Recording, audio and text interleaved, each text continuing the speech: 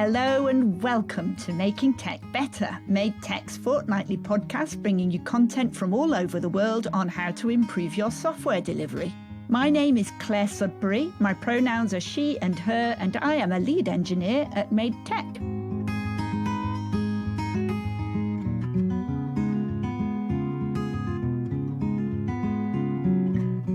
At Made Tech, we're very focused on the users of the software that we build, so I was very excited to be able to speak to Jonathan Hassell, who's an expert in digital accessibility.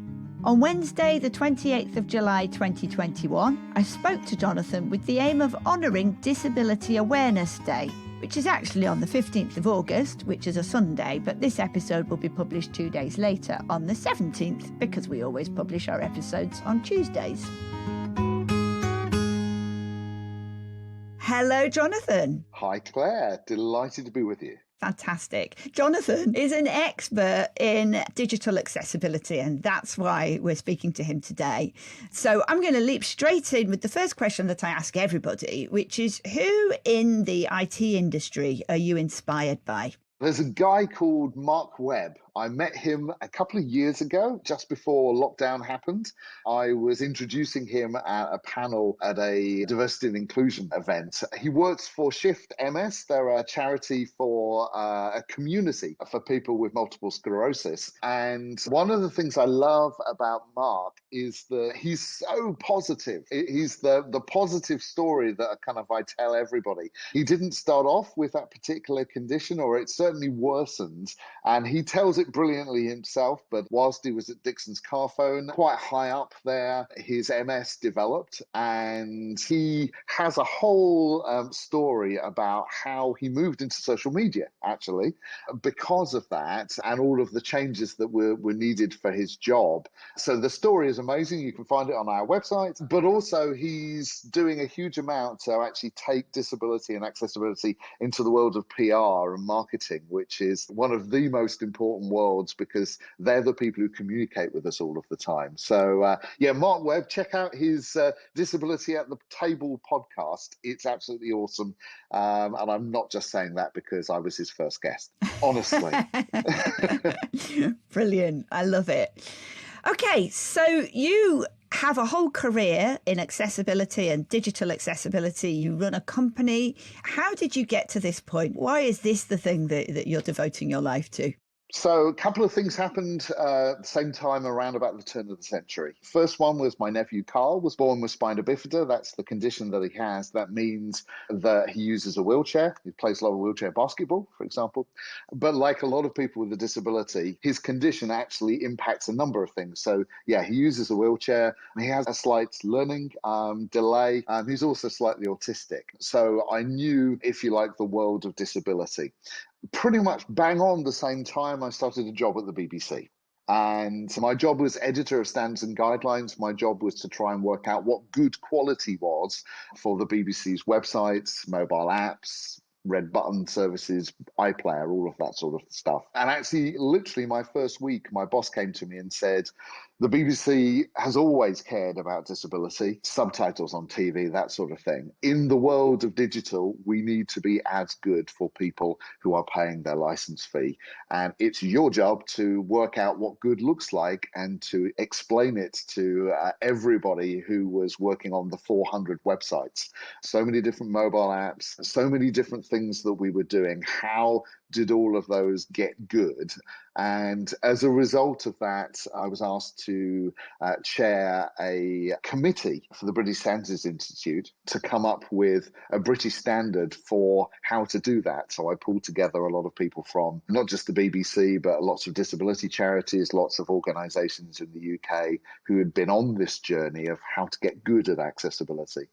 And, you know, it was a great ride at the BBC for 10 years. We really did get good. So the last thing was publishing the British Standard, BS 8878 in 2010, at which point I felt my job was done there, really. And so it was a good time to move on. That's when I set up Hassell Inclusion to try and help lots of other companies go on that same journey. Fantastic. That's a great story. I love it. So digital accessibility is such a big topic. There are so many different things to think about with digital accessibility. But what are the biggest misconceptions? One of the first things I did when I started Hassell Inclusion was come up with an accessibility myths blog. And actually, I think we had 16 in there. So cutting that down, the two things that I would really want to say, number one is most people think accessibility is about disabled people. And that's it. Mm-hmm. And it isn't really. It's as much about my mum, who is 80, who doesn't consider herself to have a disability, and yet she's got dry eyes. So she's not blind, but her sight is degrading over time. So she can't read a book because she can't read the words very well. So number one, accessibility is not just about people with disabilities, it's older people. Actually, it's me when I'm cooking. When I'm sort of trying to make a chicken curry and I'm cutting up chicken, and the music that's playing in the background is not the track I want. So I say, hey, Alexa, next track. Yeah. So I don't have a disability myself at the moment, but sometimes I'm doing something else with my hands or my eyes or whatever. So really important, it's not just 20% of the population who have a disability. It's not even just 40% of the population, that 20% with a disability and 20% who are older. But it's actually everybody. We all need this stuff because we want to use technology the way we want to use it whenever we're using it.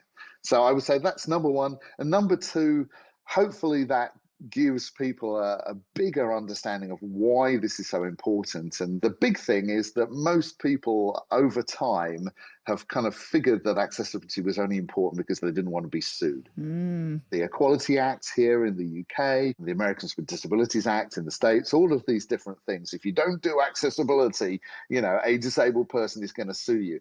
That doesn't make anybody kind of come alive and say, yay, I really want to do that. It's actually about people. There are so many benefits that can come from getting this right, rather than, if you like, just the benefit of sleeping better at night because you're not going to be sued. If you get this right, you make more money as a business. Yeah. That's the way it works.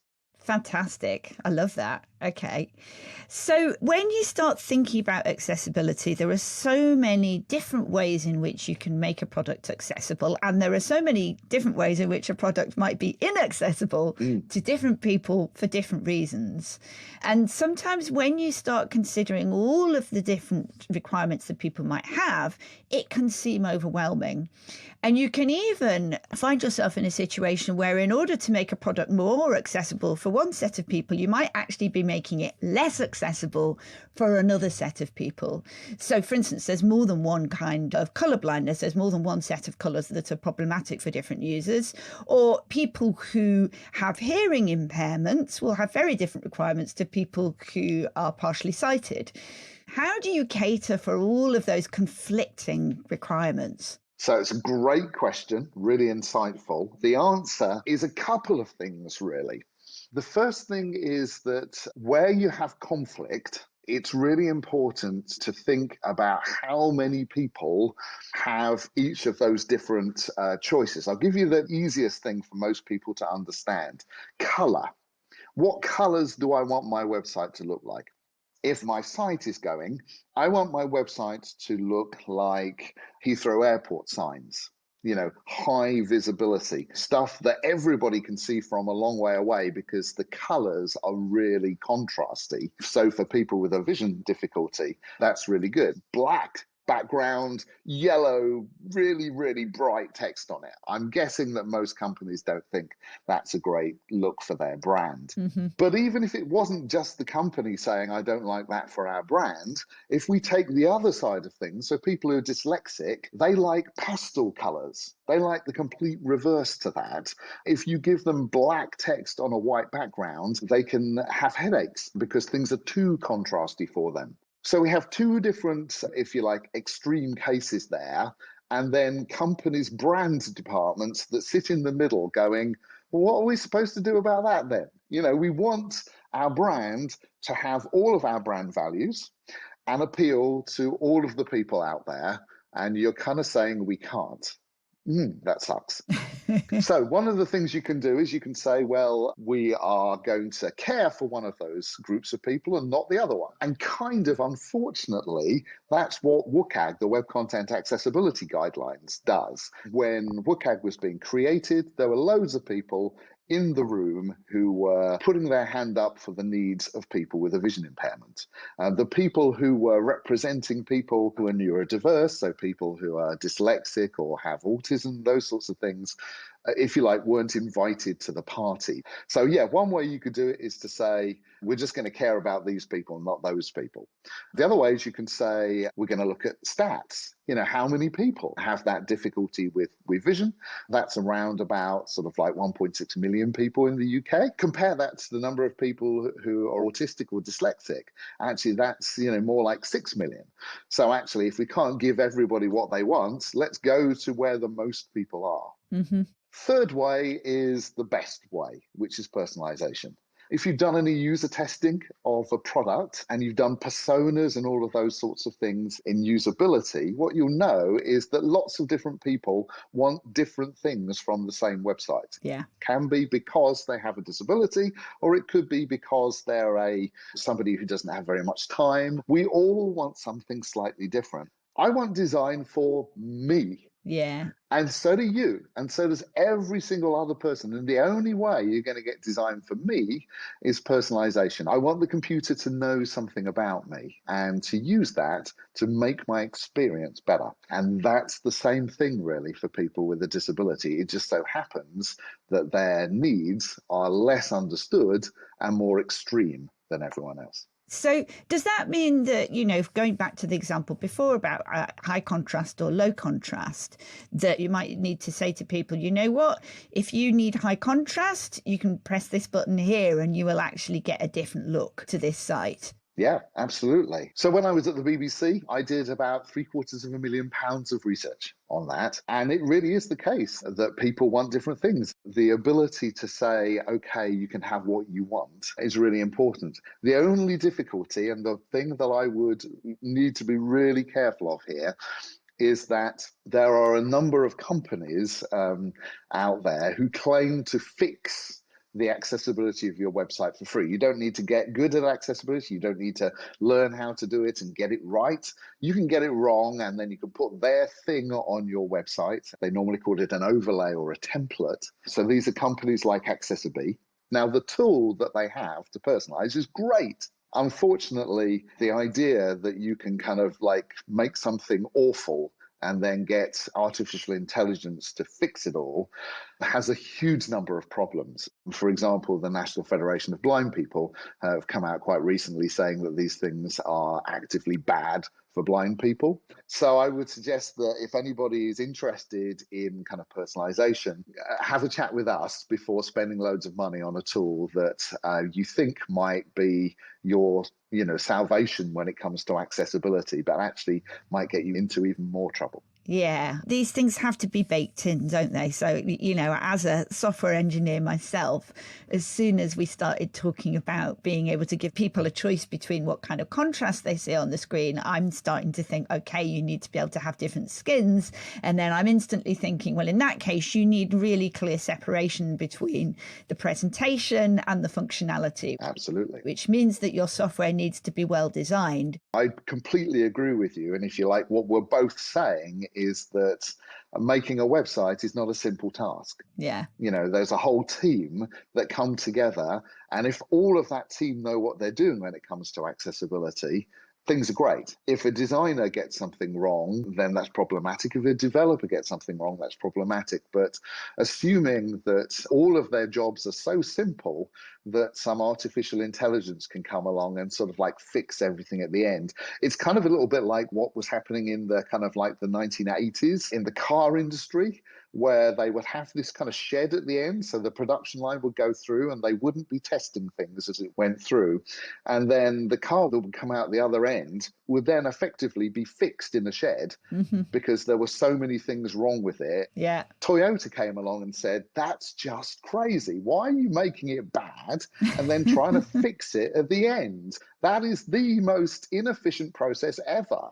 What you really want is everybody who's making that car to know what they're doing and to be testing their bit of what they did at that state of production line all the way through. That's what efficiency looks like. It's not, let's get it wrong and then let's hope that we can kind of fix it in the end. That's not the way digital works. Yeah, yeah. It's interesting. You talked about things moving on the page, and I instantly thought of newspaper sites. And it absolutely boggles my mind that their websites are horrendous. They're so horrible. You know, you're trying to find just a piece of information or find out about a news item.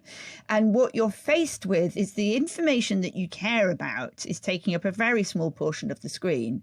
And everything else on the screen are these horrible adverts. There are videos, there are moving adverts, there are scrolling adverts. I don't really understand. I mean, obviously, it's all about the advertising. The stuff that's distracting you is all advertising and clickbait. So I can see why they do it from that perspective. But it's such an unpleasant experience for just any user, never mind whether you have any special requirements. It must be an absolute nightmare from accessibility terms. Yeah, I mean, just to give you a really specific thing, because we did a lot of user research for the National Autistic Society a few years ago to try and work out what works and what doesn't work when it comes to digital. Because, as I said previously, a lot of people who are neurodiverse weren't really consulted when it came to WCAG. So a lot of their needs really aren't in there. And also, especially when it comes to people who are autistic, it's a spectrum. So not everybody who's autistic agrees with what is good and what is bad. So we asked 400 people a survey. We then brought about 20 of them into focus groups. And actually some of the things we showed them were exactly what you're talking about. So we showed them articles from that day on the BBC website, The Guardian, and the Daily Mail.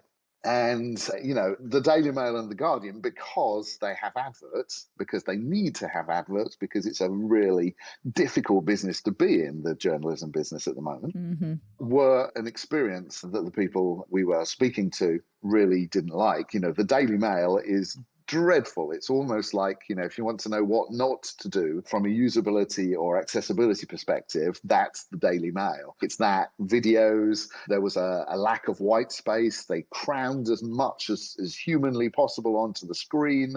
So it was distracting, overwhelming. It was all of the things that a lot of people just really dislike. If you compare that, for example, to the BBC, which has, if you like, the luxury in these days of the license fee, so they don't have to put adverts on there.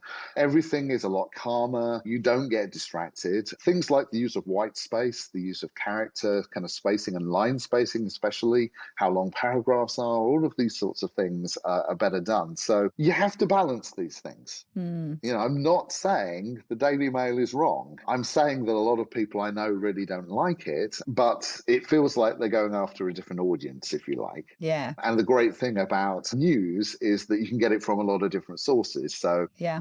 But the other thing was the level of information, you know, that not just the populism, but actually the reading age. So this is the sort of place where the Daily Mail potentially has it over on the other guys. Because the Guardian is kind of thinking highbrow, whereas the average reading age in the UK is 11. So, and actually, if you really want to know how to get across information in a simple way, go to The Sun, because they really know how to write a very good headline.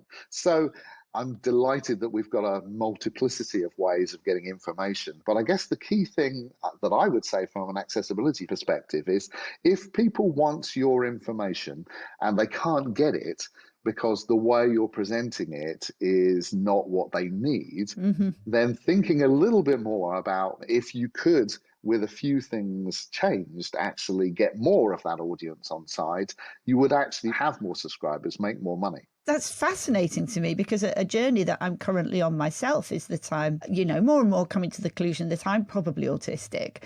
And so that thing of being overwhelmed by unnecessary detail, easily distracted by just too much information on the page, that may well be relevant. But it seems to me there must be lots of people who would struggle with that. But also general kind of understanding about web design is that you don't want your page to be too cluttered. But every time I visit one of these sites, I think, well, it must work in some way or they wouldn't be doing it. So I guess what you're saying is, in that sense, there's been a trade-off, and the trade-off is that we care more about advertising. It makes more of an impact to our business than these other considerations. So that's the thing that we are prioritizing. Nobody makes a website to try and keep out 20, 40% of the potential people using it. Nobody would actively do that. But the difficulties come in the trade-off. So I want to use that new technology. And unfortunately, the people who created the new technology haven't made it accessible yet. Yeah. And there is no other option. So I either don't do that cool new thing on my website because 20% of the audience can't use it, or I do it hoping that the world will get better over time. Or, how much time have I got to test things? I just need to get my product out there right now. These are the key realities of what digital is all about. So everything that I've done in the accessibility sphere and taking that British standard through to the international standards, so ISO 30071 Part 1, is to try and help actually not the technical people so much, but it's actually to help the people who own the product, or the people who are doing the resource management and the budgets for it.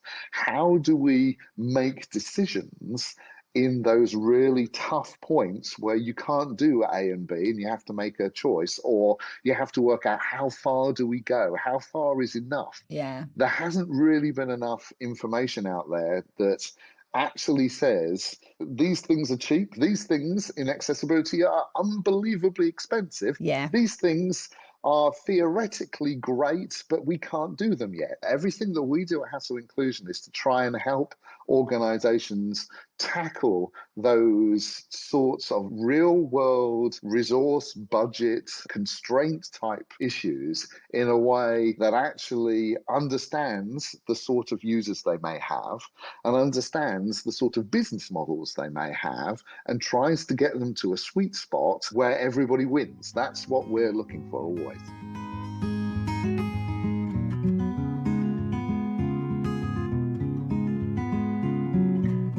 While I've got your attention, let me tell you a bit about Made Tech. After 21 years in the industry, I'm quite choosy about who I'll work for. Made Tech are software delivery experts with high technical standards. We work almost exclusively with the public sector. We have an open source employee handbook on GitHub, which I love. We have unlimited annual leave. But what I love most about Made Tech is the people. They've got such passion for making a difference, and they really care for each other. Our Twitter handle is MadeTech. That's MadeTech. We have free books available on our website at madetech.com/resources/books. And we're currently recruiting in London, Bristol, South Wales, and the north of England via our Manchester office. If you go to madetech.com/careers, you can find out more about that.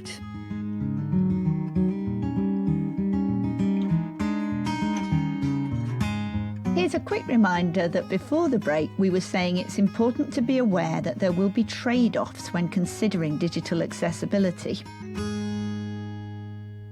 It's easy to be overwhelmed by the volume of different accessibility requirements. And so clearly people do have to make trade-offs.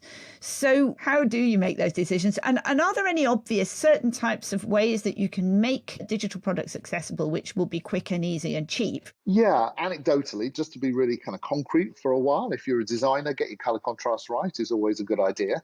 That one, you can find a tool for free. Just put in color contrast analyzer into Google and you've got a tool that helps you with that. It costs you nothing. And it doesn't take long either until you need to change something in the brand. And that can take a very long time. And so just quickly, because we spoke about contrast earlier and we said that different people have different contrast needs. Sure. So those color contrast analyzers, what kind of thing are they considering? So they're considering the stuff that's there in the guidelines. Right. So they're not so good for people who are neurodiverse. What tends to happen is people who have a vision impairment were really, really politically proactive in saying, if you don't give us what we want, that's wrong and we're going to be locked out of society. So we need a law and some guidelines on our side to make sure that doesn't happen. Yeah. And if you don't get it right, we're going to come after you and we're going to sue you. I seem to collect best friends who are dyslexic, and most of them don't really want anybody to know about it. Yes. So they're not going to sue you. Mm-hmm. And because they're not going to sue, most people have completely forgotten that they even exist or that they have a particular point of view or preference. Mm. The good thing, made by dyslexia.com, Richard Branson, Keira Knightley, a lot of great stuff is actually coming out into the media now. My Apple News has been showing me a really great article about someone with ADHD talking about their experience. A lot of people who are autistic are more comfortable actually saying, this is the way I look at the world, and this is what I like, and this is what I don't like. Yeah. For me, saying, well, they're not there in the guidelines and they're not going to sue me, Yeah. actually doesn't make any commercial sense. So I would really encourage organizations to, start with the guidelines and then actually go with the people. Start getting your color contrast right. Things like Hemingway app. Put the text into there and see what age you would need to be to actually read this. Is your information too complicated? Yeah. And you spoke about modern technologies sometimes causing problems. So people want the latest technology, but because it's brand new, it may not yet be totally accessible. In the public sector, people are encouraged not to build JavaScript into their websites. And part of that is around accessibility. Do you want to talk a little bit about that? Yeah. So I want to know what year we're in, personally. So we are in 2021, yeah? Yeah. So there is a streak of what I would term Ludditism that has been in accessibility for ages. And it actually has very little to do with users and all to do with tech geeks. The idea that the web should be sort of confined to what it was sort of 10 years ago, 15 years ago, when it was just a simple means of here's some information and the most complicated interactive thing is a form, is stupid from my perspective. And actually, it's not good for accessibility either. If we look at people who don't like JavaScript, in general, they are people who are blind to use a screen reader. Yeah. And so things that get too complicated interactively because they can't see it is really difficult. And they have been, if you like, dictating a lot of the accessibility agenda.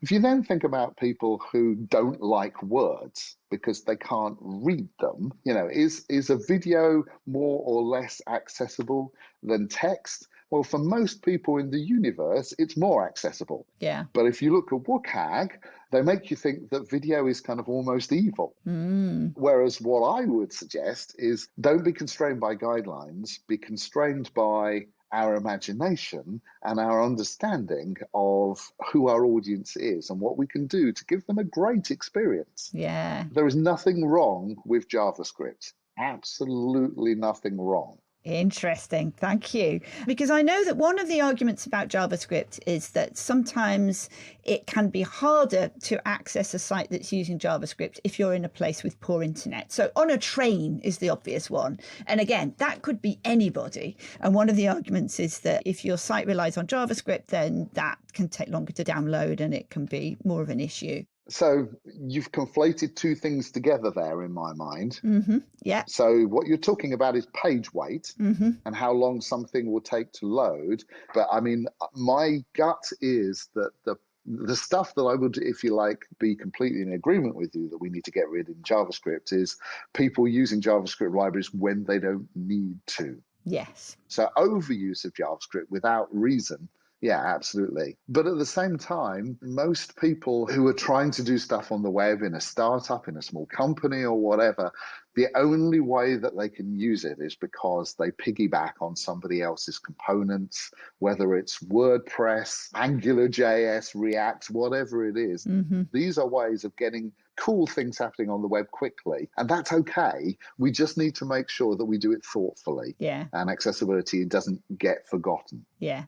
So what would your top 3 pieces of advice be to somebody who wants to make sure that their product, their digital product, is accessible? So number one, I'm going to start from a managerial perspective, which is know your audience and also know your product. So, who's going to be using this thing? And are we just talking about your website, or are we talking about your intranet? Are we talking about your mobile app? Just making one of those things accessible and forgetting about the other one gives people a really bad experience. So have consistency of experience. It's number one. That's, if you like, for the product managers. I think there's loads of things that developers need to do. You guys have got it hardest because there's a lot of technical stuff. Just simple things like keyboard accessibility is probably where I would start, because anybody can test it as well, because everyone's got a keyboard. You literally press the tab key on your keyboard on the website and see what happens. If you can see the little kind of indicator going all the way through, and if it makes sense to you, then chances are you've got it right. If it disappears at any point, then there is a problem there. And the problem is, chances are somebody coded that element wrongly. Let's say content authors, check your reading level. Designers, simplicity, try and make sure that the page just doesn't have too much on it and there is good kind of space for things to breathe. Get your colors right, but also be consistent. So, make sure that your navigation doesn't change between pages. Most people get this sort of stuff right these days. But I think in general, the last thing I would say is that if you are using one of those quick ways of getting you to the website you want, whether it's a JavaScript library, a content management system, or for that matter, just a full software as a service product that you've kind of bespoke. Is that an okay thing to do? Have the people who created that thing done the accessibility so that you can rely on it? Because if they haven't, then if you test that thing, the problem is you can't fix it. Yeah. So just understand that the tools that you use to short circuit your route to a good website actually have accessibility baked in already. Yeah. Fantastic. Thank you. It's bothering me that we've barely talked about colourblindness because it runs in my family. So my father and son are both colourblind. And I think, I'm sure you will know better than me, I think I remember the figure 8% being quoted. Yeah. And normally it's men for some reason that we don't know. I know. Maybe you know. Yeah. Tell me. It's all about X and Y chromosomes. It lives on the X chromosome. Women have 2 X's and men have an X and a Y. So in the case of a man, if the X chromosome that they have carries the colourblind gene, then that means that they will be colourblind. In the case of a woman, if one of your X's carries the gene, then as long as the other one doesn't, the other one will dominate, and so you won't be colourblind. So in my case, I have 2 X's, one from my mother and one from my father. The one that comes from my father carries the colourblind gene because my father is colourblind, but the one that comes from my mother doesn't, so I'm not colourblind. But for both of my sons, they had a 50-50 chance because I was going to give them one of my X's. The question was which one? Would they get my mum's X or my dad's X? And it turns out that one of my sons got my mum's X and one of my sons got my dad's X. So one of my sons is colourblind and the other one isn't. So there you go. That's very cool. You see, you come on these things to learn, and that includes me. Thank you. That was a really well described. And it is a lot of people. The figures are around about 8 or 9% of people who are colorblind. So just touching a little on that for a second, people should understand that when they are using color. That's the key thing. It's really important that people get that, red, yellow, and green. So red, green colorblindness, the most common one. But the reason we don't have accidents all of the time at traffic lights is because if you can't tell the difference between the colors, you still know that you stop if the one at the top is lit. Yes. You go the one at the bottom. So if they all look yellow, you can still get the information. That's the thing that people need to get. Yes. When it comes to conveying information is, if you take the color away, are you clueless, or is nothing missed other than the fact that it looks a little less pretty? Exactly. That's what people need to know. And there are tools you can use to check your colours. But as you say, if you give other information besides colour, so if you use shape and texture as well as colour, then exactly what you say. Think if you took the colour away, would this diagram still be meaningful? Yeah. And the worst thing for people who have a colour deficiency Apologies, I call it colourblind. I know that people don't like to use that term anymore. It's simply because my father has always called it that. But to people who have a colour deficiency, it has a massive impact on them in places like schools. So in geography, my poor son is still given maps to look at and charts and asked to draw conclusions based purely on shaded regions, which he isn't able to do because he can't tell the difference between two adjacent colours, which other people think are different. And he doesn't. And that, to me, is what discrimination looks like. Yes. That is horrific, that the teachers aren't aware. That's what it's all about, really. You know, we do, I think, have a responsibility, anybody who is communicating, to try and make sure that as many people are able to get what we're doing. It's why I agreed to come on your podcast. The first thing I did was I checked to see if there was a transcript. And there is. And there is. You do them all of the time, and they're really good because I've read quite a few of them. So actually, again, these things are responsibilities, but they're also opportunities. Yeah. You know, so you're going to ask me a question in a minute about true or untrue. That's right. And I wanted to know what other people had kind of said. If I had to listen all the way through to actually try and find that bit of information, it would have taken me about 15 minutes. I downloaded transcripts, did a find on the Word file, and I found that information in less than kind of 30 seconds. Yeah. That's good communication as well as good accessibility. Mm-hmm. You know, that's what comes through. When you get good at this, it has so many, if you like, side benefits. Yeah. Well, I'm very glad that you noticed our transcripts because it was very important to me that we didn't launch the podcast until we were certain that we were going to have good quality transcripts for every episode. So fantastic. I'm glad you noticed. Oh, yeah. And I am now going to ask you to tell me one thing that's true about you and one thing that's untrue, as I ask all of our guests. Sure. So I thought I'd go thematic. So I love travel.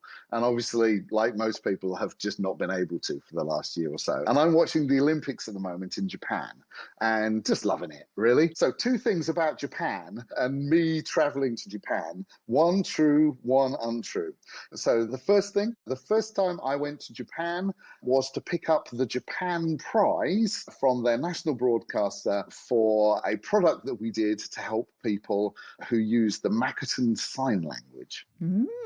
Okay. So that's the first thing. The second thing is the first time I went to Japan was to sign off the international standard ISO 30071 Part 1 that I spent most of last decade working on. So one of those is true, one of those is false.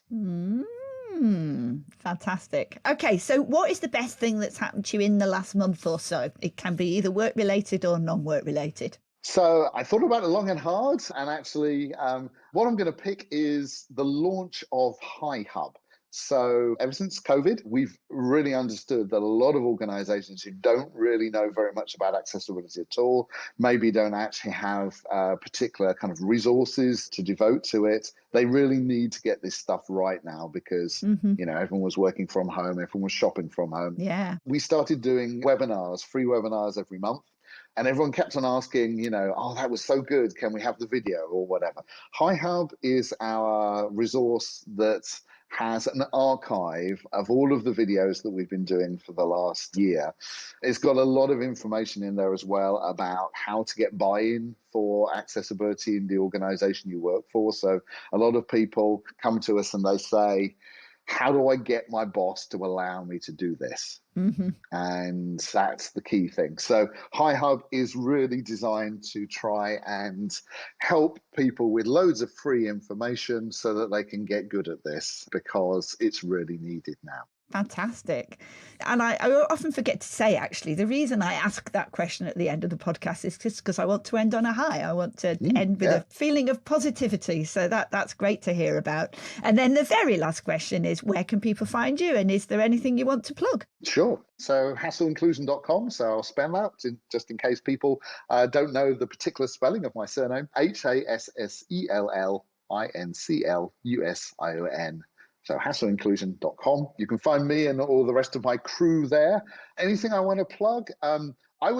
we really do mean it when we say we want people to get good at this, and we don't want there to be, if you like, as many barriers. Accessibility can be expensive. So here's another free thing. I wrote 2 books to explain the international standard that I spent so long working on, because the standard itself is quite complicated, and the books enable you to understand how to get all of that right. So what I'm going to do, I'm going to send you a link so you can put it in the transcript and in the notes for this podcast. People click on the link, it will take them through to a page they can put in their email, and we will send them a free copy of, I've got 2 books, so we're going to send the one on products, so digital products. It basically says this is how to get your product team so that they can do this accessibility thing in a really efficient way, the sort of stuff that we've been talking about. Fantastic. So yeah, if people would like to, I don't need any money. All I need is for people to download the book and use it, really, because that's what we're all about. Wonderful. Thank you so much. You're welcome.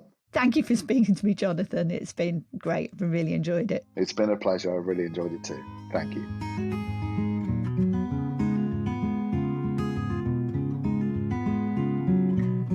As always, to help you digest what you've just heard, I'm going to attempt to summarise it.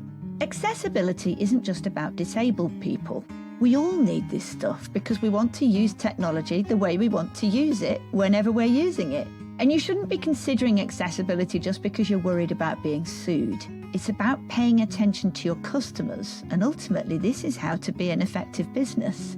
Sometimes you might find you have conflict between the needs of different users. For instance, high contrast is good for people with impaired vision, but bad for people who are dyslexic. Be aware that the WCAG guidelines tend to be skewed towards those with impaired vision and doesn't take so much notice of people who are dyslexic. When you do have conflicts between the needs of different users, ask the question, how many people have each of the different challenges? But even better, offer personalisation. Do be wary of products that claim to fix your accessibility after the fact. They rarely work, and it's much better to bake flexibility in from the start. Don't assume complex language will be appropriate for all users. Don't assume that you should have any written words at all. Videos can also be very effective. The key thing is to do everything you can to make sure that everyone can access the info you're trying to convey. When making decisions about how to build in digital accessibility, you'll find that sometimes you have to make conscious trade-offs. Think about the situation that you're in. What are your constraints? What's your budget? Who are your users? And what's your business model? When trying to make your digital products more accessible, one of the simplest things that you can focus on is colour contrast. You can also use things like the Hemingway app to check reading age. Another thing you can look at is keyboard accessibility. Check the tab order. Be aware of screen readers, which some of your users may need to use. But above all, be consistent across all of your products. When using third-party products and libraries, choose those that have already done the hard work for you, where accessibility is concerned. When making colour choices, don't rely on colour alone to convey meaning. You can also use shape, texture, and position. Whenever there is an audio component, don't assume that people will be able to hear. Provide transcripts as well. With all your accessibility requirements, start with the guidelines and then speak to your users. Okay, that's the end of Jonathan's segment, but don't go yet. Stick around for extra content. Every other episode, this last short segment will be devoted to story time. Storytelling is useful for teaching, for unlocking empathy, and for creating a sense of shared connection and trust in your teams. I love telling stories to both children and adults. I'm actually a lapsed member of the UK Society for Storytelling. So the plan is that I'm going to be using stories to illustrate various points about effective software development. This story time is a little unusual, so I think it deserves a bit of extra explanation. This was originally recorded for our Women in Engineering Day episode, but we ended up not having room for it. And it's all about what it feels like to be a woman working in an all-male environment and how much we can end up changing in order to fit in. So, Today, our story comes from Ludovine Sio, who looks after service delivery operations in Matetech's London market. Hello, Lou. Hi, Claire. So after college, in your first job, you were in an all-male environment. Is that correct? Yes. So my first job as a software engineer in London was with a team of 10 male colleagues, some from the US, some from the UK. And the first day I joined, I learned immediately that the social that they were having every week was going to a strip club in Soho. So, okay. And how did you handle that? How did you react to that? I don't think I was shocked for some reason. And I tried to tag along or to ask to tag along, but they dropped their social pretty quickly when I arrived. Yeah. But you felt as though you should tag along. Did you want to? Did you have any particular desire to go to a strip club, or was it just because you wanted to fit in? I think I was curious to some part. I can't deny that. Mm-hmm. I still haven't been, so I'm still curious of how gritty that is. But also, yes, I wanted to be there when they were having fun. I wanted to laugh along and go on night out with my colleagues and bond and get to know them. So for sure, it was just a desire to not be left aside. Yeah. Okay. And how do you feel about that, about the idea of, having to go to a strip club in order to fit in with your colleagues? Oh, I'm pretty sure that would be very awkward and very uncomfortable now. That is not, I wouldn't even ask about it. I would completely dismiss the idea. Yeah. Okay. So we've talked about the fact that you have probably changed in order to fit in with a male environment. So how do you feel about women that don't change at all and don't try to fit in? So I'm not sure what that looks like, actually. And I still don't quite understand how much that changed me and how much that was just me genuinely getting along with the boys because of my my inherent character. Maybe I was boyish to start with. But I know that I have sometimes some bias against girlish women, which is a bad word in itself already, saying girlish and boyish. What does that mean anymore? Yeah, it's really strange. So I try to catch myself when that happens. I know that something that I've experienced is that I have, and this is that even saying it feels ridiculous, but I have walked into a room for a meeting and the room has contained people that I don't know. And one of the people in the room is not just female, but stereotypically female. So wearing makeup maybe or heels. And I have assumed that woman was there in an administrative role, that she wasn't technical staff. And what I've realized is that I have an idea that I'm totally used to seeing women in technical roles, but I assume they look a certain way and behave a certain way. And if they look stereotypically feminine, then I assume they're not technical. Have you ever felt like that? Yes, yeah, I completely feel what you're saying. And maybe that's one way I changed myself when I was in engineering school, is defeminizing myself. Yeah. And there's actually some really interesting stuff about this in a book called Delusions of Gender by Cordelia Fine, which is a fantastic book. I highly recommend it. And she talks about when women work in male-dominated environments, they will change their behavior to fit in. They will become more stereotypically masculine and less stereotypically feminine. And they don't even know they're doing it because it is a natural thing that human beings do. We will change to fit the group that we're in. And because this is a male-dominated industry, obviously it's going to be really common that the women that work in it do that. And so then that creates a new stereotype in our head that when we see stereotypically female women, we assume that they're not technical. Oh, that's interesting. That's a self-feeding circle. Yeah. Yeah. Okay, this was really interesting. Thank you so much for talking to me. Thank you, Claire.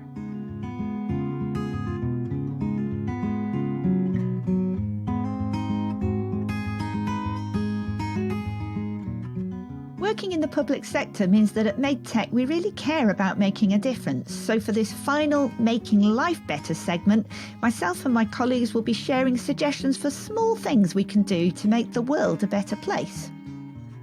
Hi, I'm Jack, MadeTech's Events Coordinator.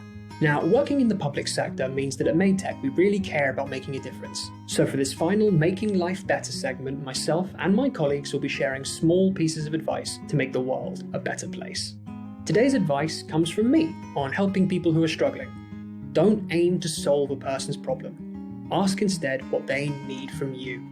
When someone's struggling with their work or their life or anything in between, they are often not looking to others for a solution. If someone is sharing their feelings with you, they're not necessarily asking you to fix their problems, and very often you won't be able to. However, reminding that person that you are willing to help in any way at your disposal is incredibly reassuring. This can be done as easily as asking, what is there I can do to make this problem easier on you? I've found that this will, at the very least, serve as a reminder that they are not facing their problems alone, that they have you, someone who's willing to put in the effort in their corner, making it a problem shared, which is a problem halved. That's all from me. Have a good one.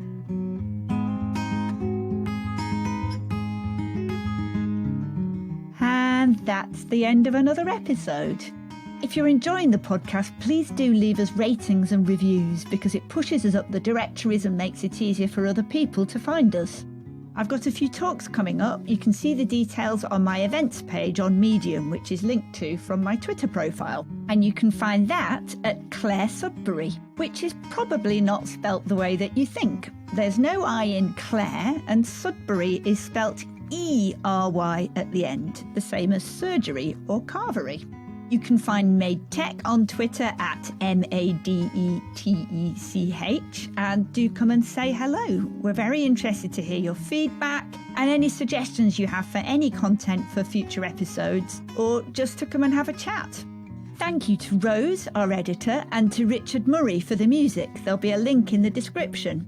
Also in the description is a link for subscribing to our newsletter. We bring out new episodes every fortnight on Tuesday mornings.